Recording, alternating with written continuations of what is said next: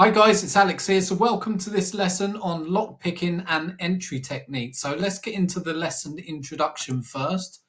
So what we're going to be talking about is different types of entry techniques. So why non-destructive entry is essential, the power of Lishi tools in the automotive locksmith industry, how to choose the correct Lishi tool for each jobs. So by the end of this lesson, you'll know how to use Lishi tools for a fast vehicle entry and where to buy the right tools. And we're also going to get into a practical demonstration in this lesson as well. So let's talk about the non-destructive entry technique. So why non-destructive entry matters. So obviously it prevents damage to the customer's vehicle.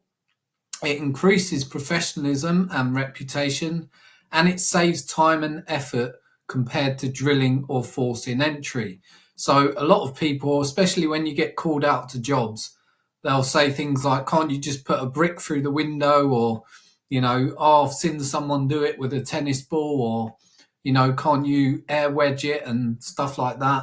And all of that looks very unprofessional, where, you're a professional and you're going to be mastering the art of Lishi picking. And this really is where the bulk of your skill lays.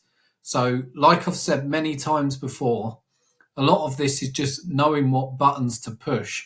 But when it comes to Lishi picking, there is practice required, but this is what's going to set you apart from the competition, and it's going to cut down your time on jobs as well. So if you master this specific skill, you're literally 80% of the way there.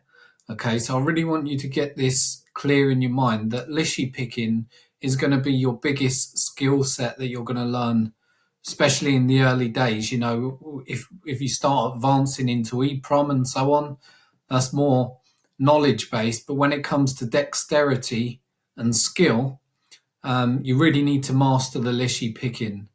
So let's talk about the common non-destructive entry method. So Lishi tools, these are used for lock picking and decoding. This is what you're going to be focusing your attention on. Air wedges and long reach tools. So these are used for unlocking the doors via the window gap. So there's several methods to do that. And also several uses for air wedging. So there might be rare circumstances where you can't use a Lishi pick.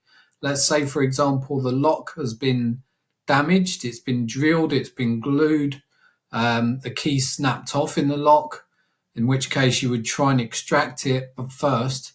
But there might be unusual circumstances where you might want to air wedge it, in which case you would air wedge the door.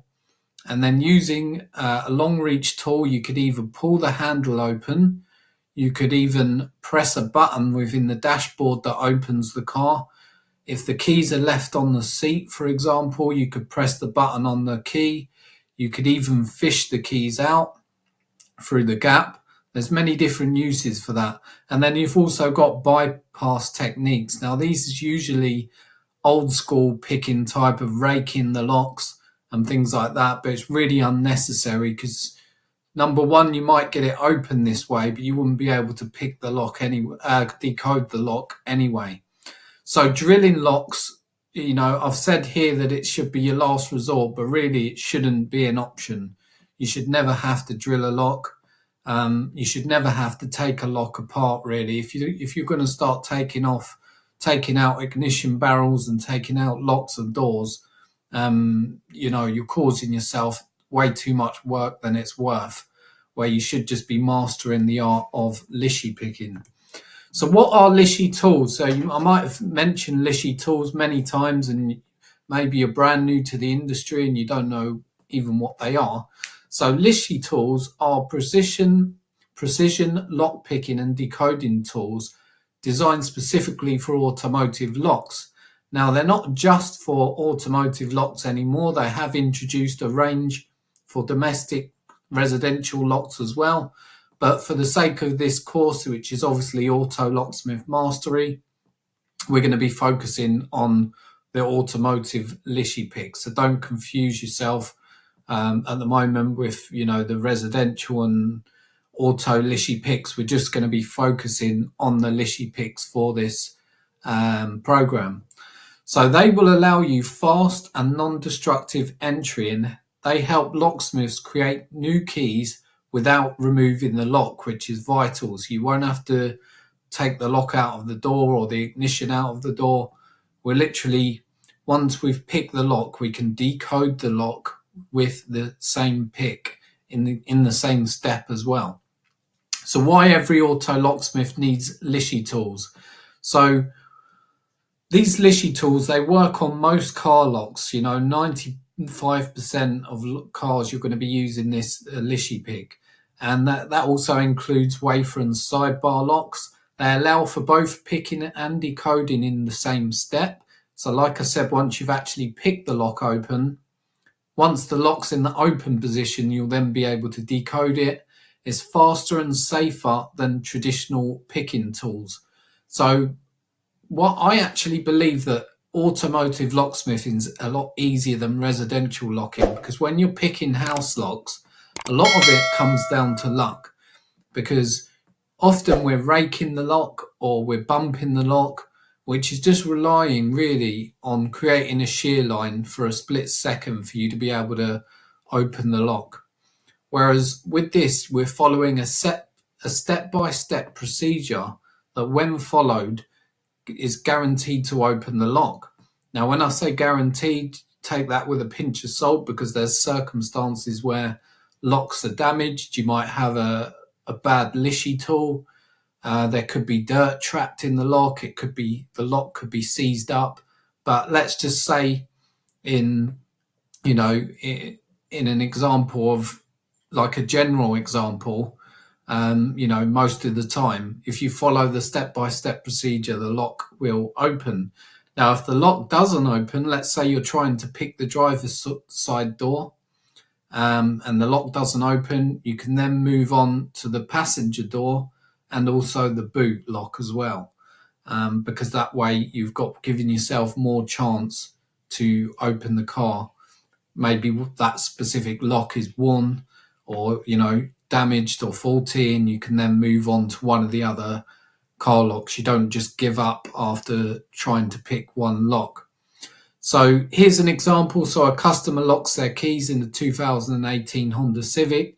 Instead of using a Slim Jim or an air wedge like you've probably seen people do before in the movies or whatever, or one of your relatives back in the day or whatever, a locksmith would use a Lishi HU101 tool to unlock the door in minutes.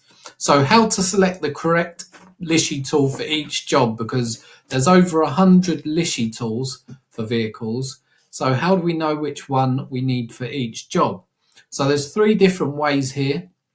Number 1 is the Lishi app. Now, this app is currently down, and it's not my fault. I've had so many people reach out to me and say, Alex, the Lishi app's down. The Lishi app's down. I don't own the Lishi app.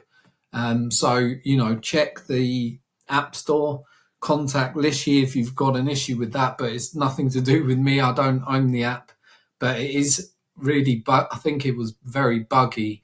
And for whatever reason, it goes down now and then it's back up. So do check that. Another option is to order a catalog from your supplier. Now, the best way to do this is to pick up a telephone.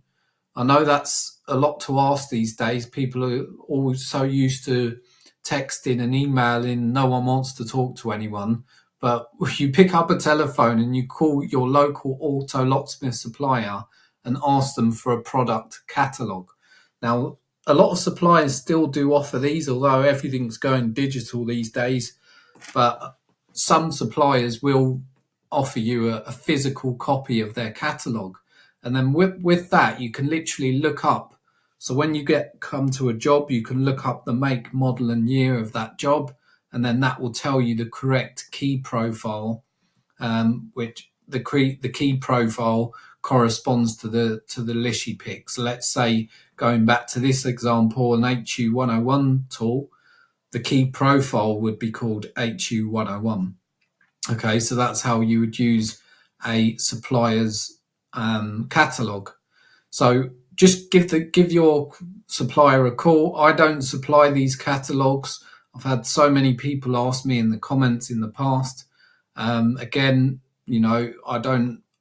I'm not a supplier. I don't own these catalogs. I've just picked up the telephone and asked for one. So that's what you need to do.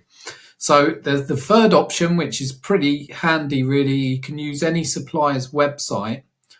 I've got an example here, 𝐓𝐇𝐈𝐒𝐃𝐄.co.uk, and then you can simply search by make, model and year.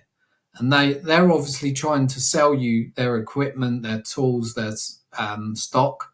So they're going to give you the correct information. So let me give you a demo on how that works right now. So you go to a supplier's website, just like I've just shown you there, 𝐓𝐇𝐈𝐒𝐃𝐄.co.uk.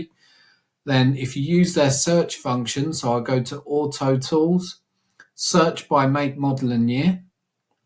Okay, and I'm just going to do this randomly. So I'm going to put Audi A4 2010, search. See, that was completely random. Then if I look here, I'm going to get a good indication that an 𝐄𝐏𝐈𝐒66, again, it's come up 𝐄𝐏𝐶66. Then if I scroll down, here we see Lishi. They're trying to sell me this Lishi tool, which is the 𝐄𝐏66. So that will give you a really good indication that it's 𝐄𝐏66. Okay, so you want to double check this, try and perhaps cross-reference that across your catalogue, across other supplier websites, and eventually once you're in the trade for a while, you'll start to get to know these different ones off by heart. And when someone calls you for a specific job, you'll know straight away, oh, that's an Audi A4 2010, whatever it was, that's an 𝐄𝐏66. You're just going to know it off the back of your hand. So where to buy Lishi tools? So people also often ask me, how many Lishi tools do I need to start off? What's the best Lishi tools to start off with? Now, it really depends on what the most popular cars are in your area. Okay, so one way to do this is simply to take a note of the most common cars you see out on the road, and perhaps you can buy 10 Lishi picks or so, the 10 most common Lishi picks. But really, if you're going to get into this business and you want to start serving customers as soon as possible, then I do recommend the full Lishi set. Now, on this link, I'll also put this link in the description and comments below this video. But if you go to this website, locksmithingsecrets.com/Lishi-discount, you'll be able to save $230 off the full set. So this is a recommended supplier of mine. I always order from these, and I've ordered a couple of full sets from these because I like to have backups.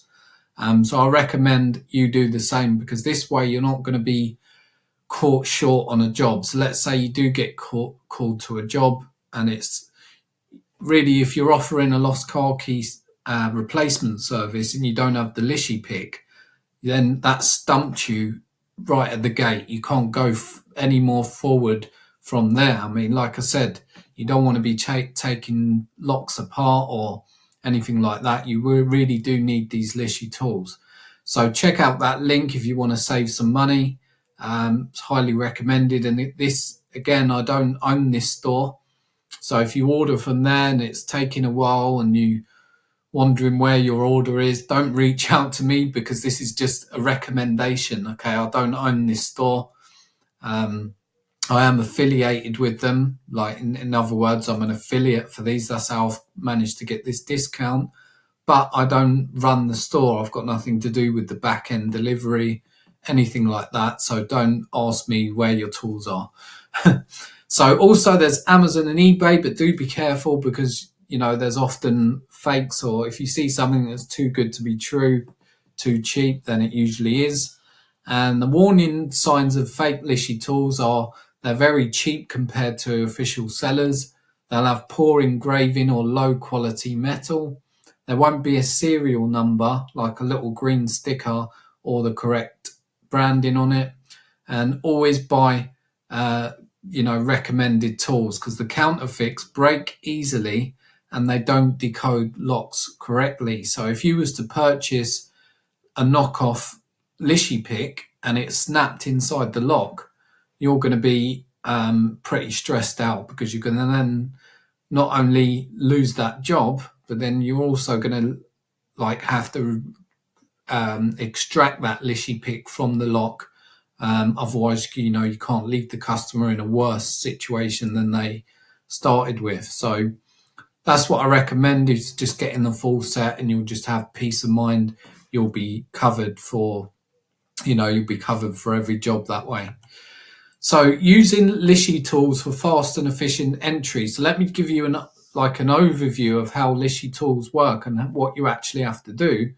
And then what I'll do is I'll take you to a live demonstration of picking and decoding using a Lishi pick. So firstly, what we do is obviously identify the correct Lishi tool for the lock type, which we've been through in the previous slide. You insert the Lishi tool fully into the lock. Now that's important, that it goes all the way to the back of the lock and you hear it hit the back of the lock, because if it's slightly out of alignment, you won't be able to pick it.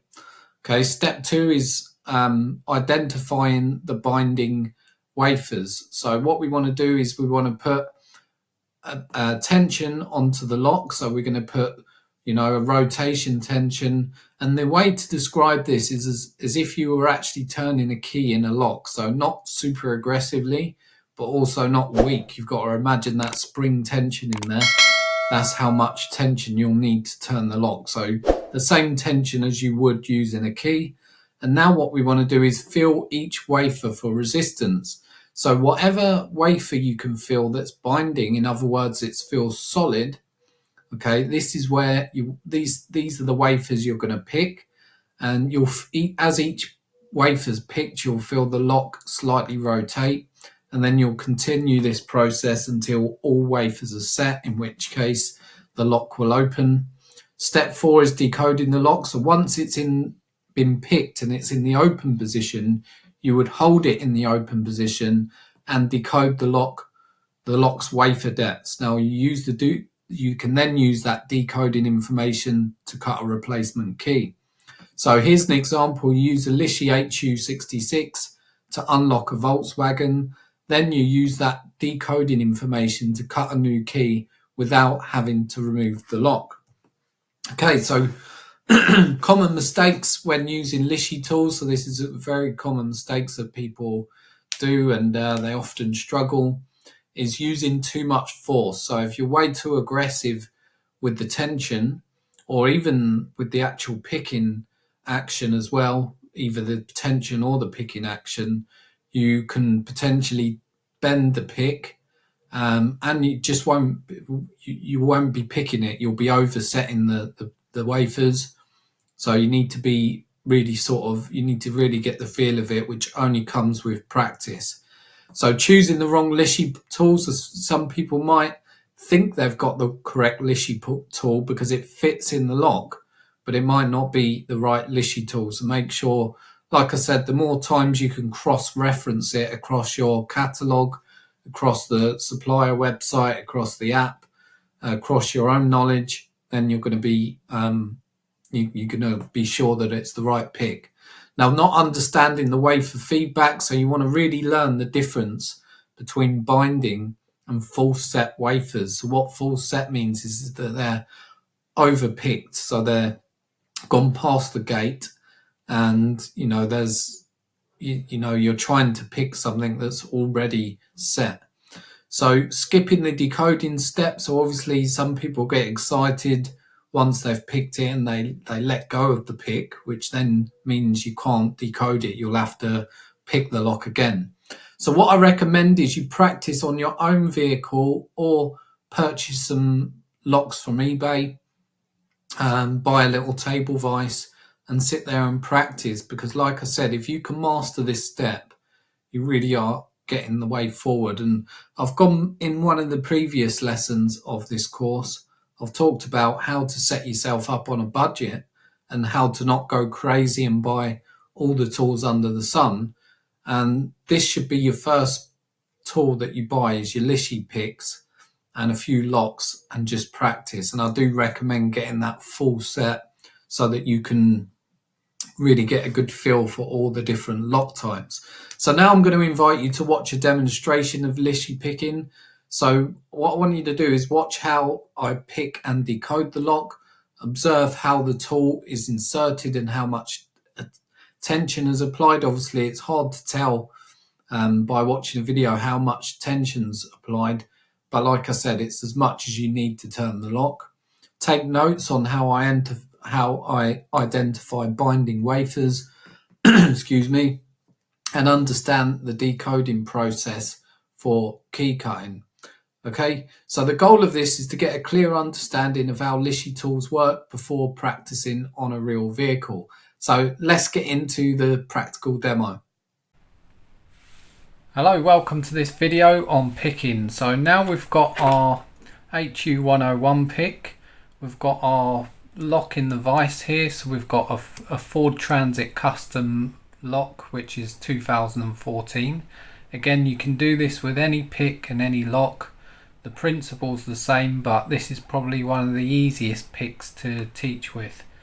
So what we do first of all is we make sure that these arms are in the center and flush together. We don't want them splayed out like that, just because it might get caught on the way in. So then what we do is we insert the pick like that. You might just need to give it a little wriggle to get it in there. And a very important point, you've got to make sure that the pick is all the way to the back of the lock.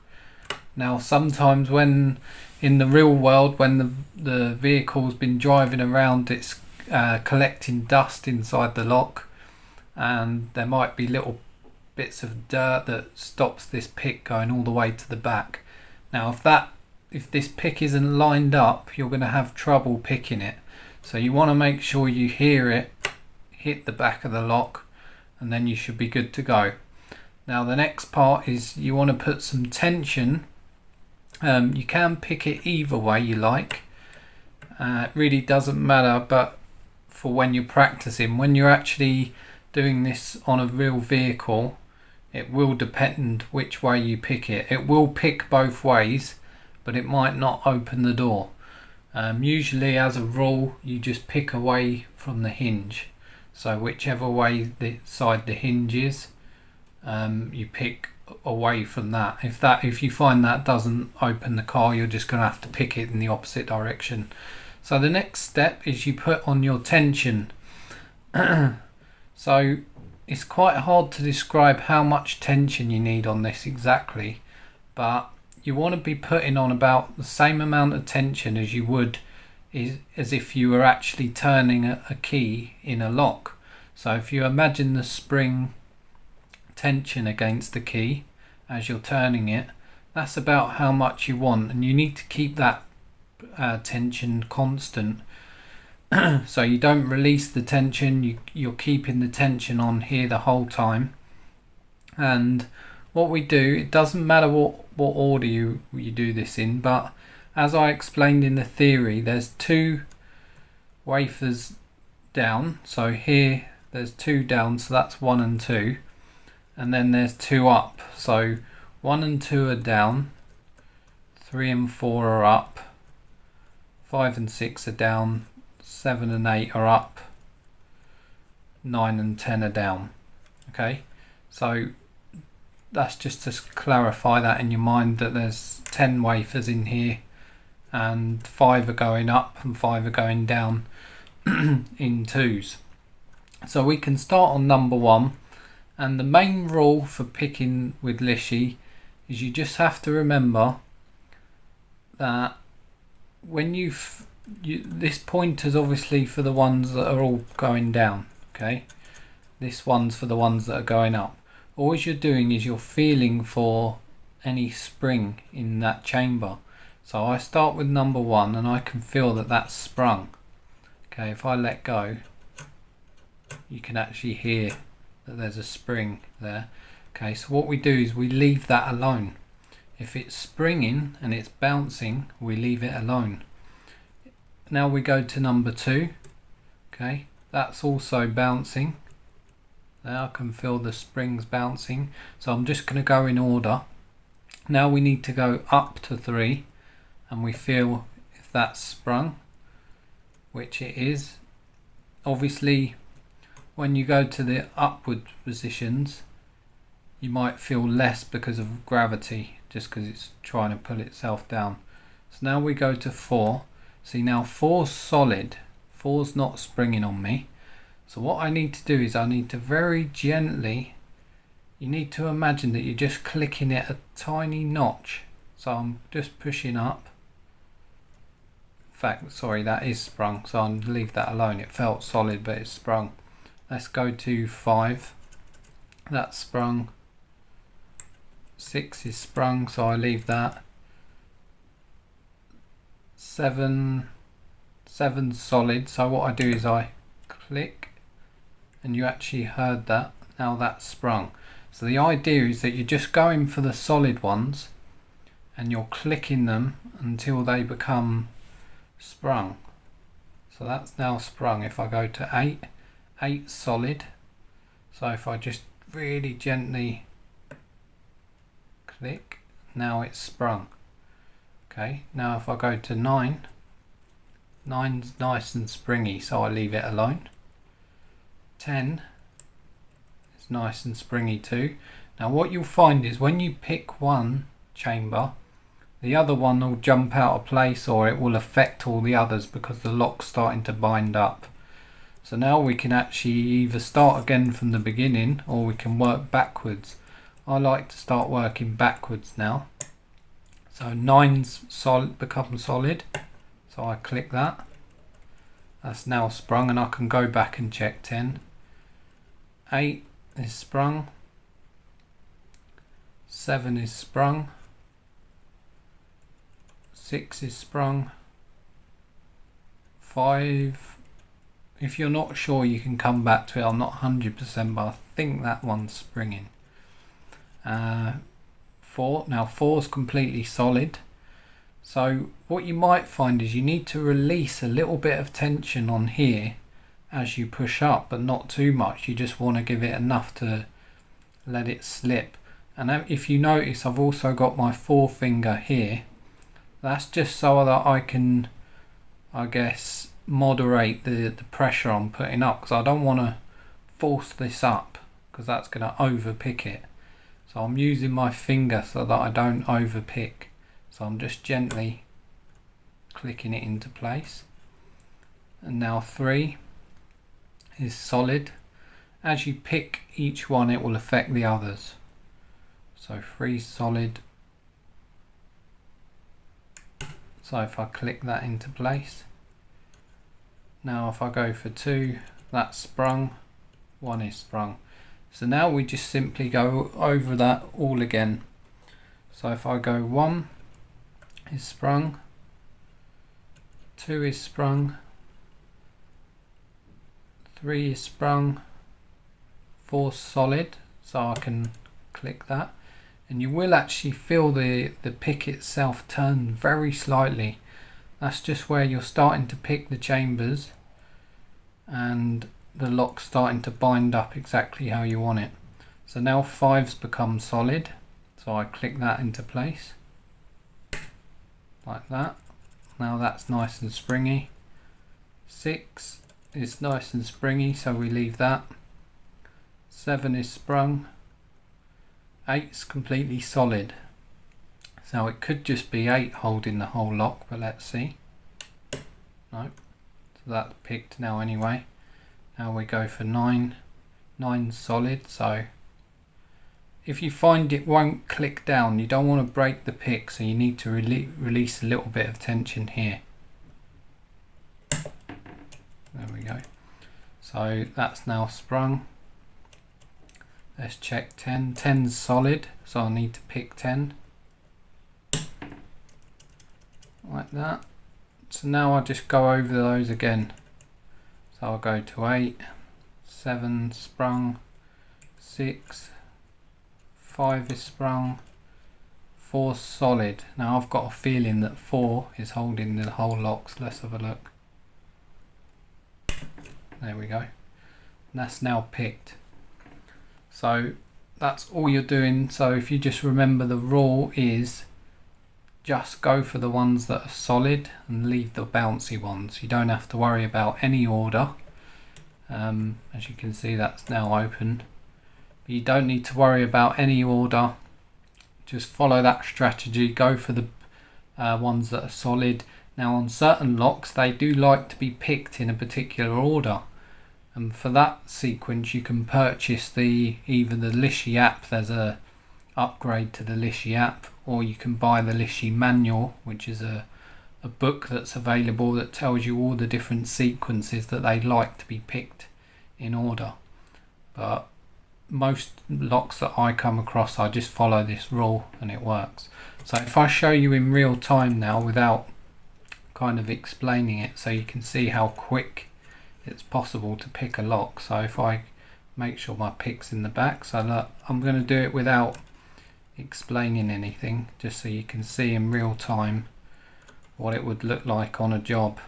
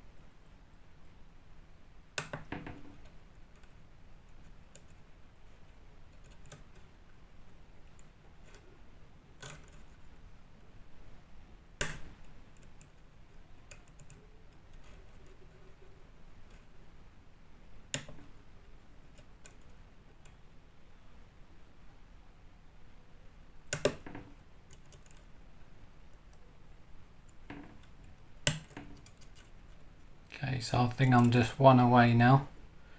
So I've got most of them sprung. Got 6 sprung. 5's now sprung. There you go, so 4. So if you see, that probably took me about 60 seconds or less to pick that lock. So when you get good, that's how quickly you can expect to pick a vehicle. So in the next lesson, we're going to go through decoding. Now it's important, once you've picked the lock, you hold it in the open position and you don't let go of it, because in this position is how we're going to decode it from the open position. So if you release it, it's going to lock itself. So you must keep it in the open position, have a pen and paper ready to write down your decoding information when we go to decode it. That's going to be in the next lesson. Okay, welcome to this lesson on decoding. So now what we've done is we've just picked the lock and we've got it in the open position. So obviously you don't want it there, you don't want it up there, you want it as far as to the open position as it will go. And then you want to have a pen and paper ready, as you'll need to write down these decoding information. Now sometimes if you haven't got a pen and paper to hand, you can just use a mobile phone, which I normally do. Just write it in a notes section. But let's get right into it. So it's very simple. So all we're doing, so we know that it's 2 down, 2 up, etc. So what we're doing is we start with 1. So we're on chamber 1 here, and we push this marker down. Okay, now what we're doing is we are, just like a chart, we've got 1 here, and then wherever this pointer stops, where the furthest it will go down, whichever line it sits on, that's what number it is. So in this case you can see if I push down, that's in line with this 5 here. So what we do on our pen and paper, I know you might not be able to see that because of the blur, but we put 1 equals 5. So in other words, chamber 1 is depth 5. Okay, so now we go to 2, push it down as far as it will go. By the way, you don't want to be forcing this down, like as really hard. You want to just put it down to as far as it will go, but that without bending the pick, you know. So in this case it's a 3. As you can see there, it lines up exactly on that 3 if we go along.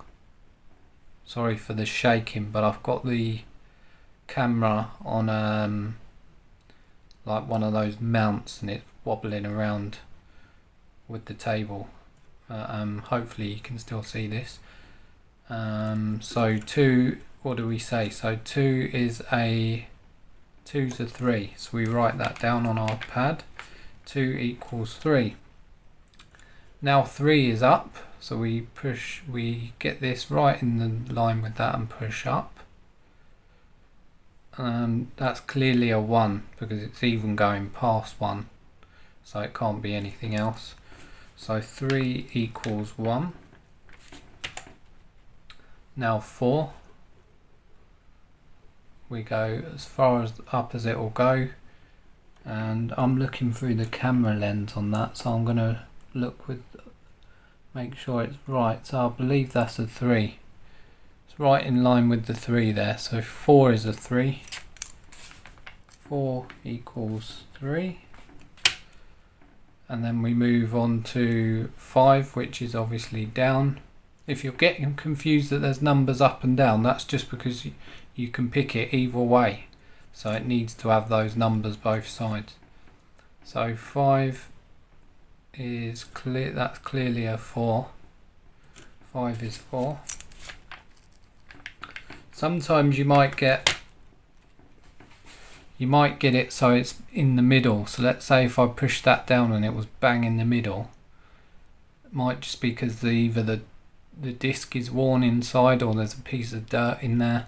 So you can put like a 4/3, 4/5 for example, and then try and cut on the lowest, on the highest depth. If that doesn't work, then shave some off. But remember, you can always shave some off, but you can't add some on. So I always attempt to cut with the highest. So 6 is a 6 looks like a 3 to me. 6 is a 3. Let's go to 7. 7 is a 4. As you can see, it's lining up along there to 4. So 7 equals 4.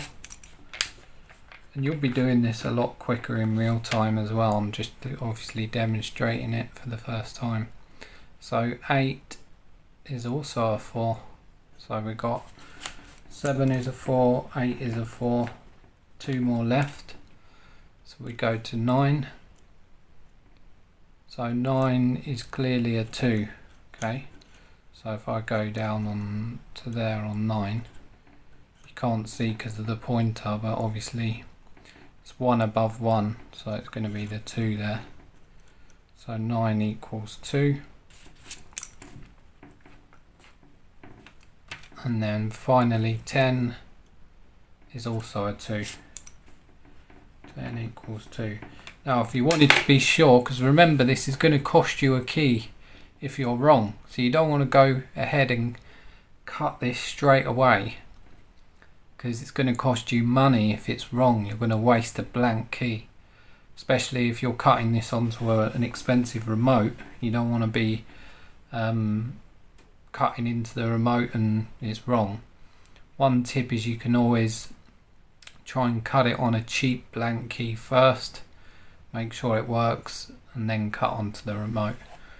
But another tip is to go over it again. Like so now I would go over all those numbers again and confirm them in case I've made a mistake or in case it wasn't quite right the first time. Just double, as they say in carpentry, measure twice, cut once. It's the same with this, measure twice and then you only have to cut once. You don't want to be wasting blanks because it's taking profit out the job. So that's it, that's how you decode. And then if I'm going to release that now, if I show you just there, just so you know, it's very, I'll take the pick out, Sorry for the shaking. Oh, seems to be stuck. There we go. So just as you can see, it's very simple. These are all the chambers. So we've got 1 through to 10, and these are all the depths. Like that. So now our decoding information would literally, when you go to cut your key, it will be right. Which depth is chamber 1? You would select 5 and so on. And then you would just press cut on the machine, and that will cut your key blank for you, and then you would be able to open the vehicle, program the key to it, and that's a really good earner. Okay, so I hope you enjoyed that lesson there on picking and decoding. So here's a quick summary. So we talked about non-destructive entry techniques and why they're faster and safer than drilling locks. Lishi tools are the most effective method for unlocking and decoding vehicle locks, choosing the right Lishi tools, where to buy the best quality Lishi tools at a discount to avoid problems with accuracy. And the next lesson, we're going to be talking about emergency lockouts and roadside assistance. So if you want to get this full course, there's a link in the description of this video. Also in the comments, I've put the link to get the full course. It's totally free, and do subscribe while you're here so you can be notified when our next video is released. Thanks again, and I'll see you on the next one.